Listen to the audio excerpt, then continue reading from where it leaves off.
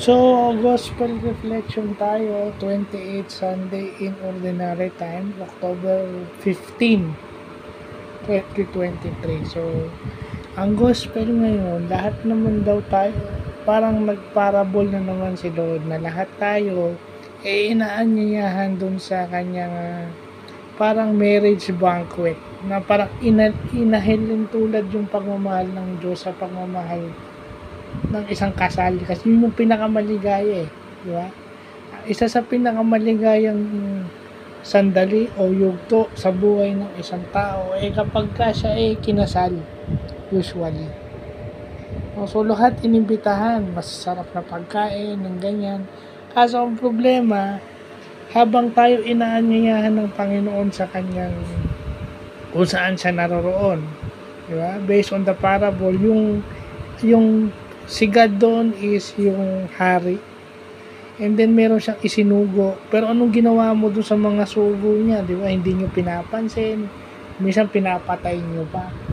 So minsan yung mga God sent sa atin, yung mga isinugo sa atin, yun pa yung ating pinagmamalupitan, sinasaktan, hindi pinapansin. Kumbaga, nandun naman yung pagpapalaga pero minsan pag wala ng silbi, ba, naging biyaya siya sa'yo, naging God sent nga na tinatawag.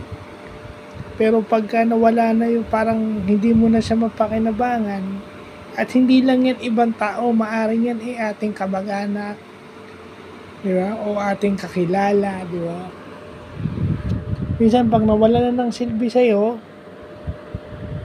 yun hindi mo papansinin, ganyan. So, ganun.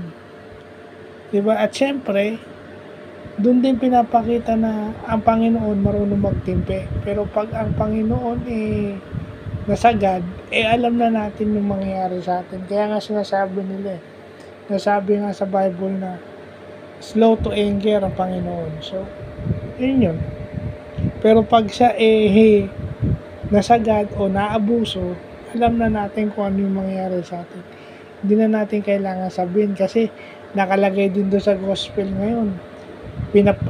Pinasugod niya yung mga kawal, pinatay yung mga pumatay doon sa mga alipin niya, at sinunog yung bayan na yun. So yun din yung nag-aantay sa atin pagka ang Panginoon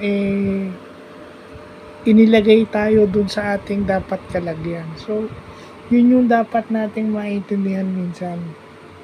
Sometimes we are getting too ahead of ourselves na hindi na natin nare-recognize yung alam nyo, we are accountable to anything. So, yun lang po.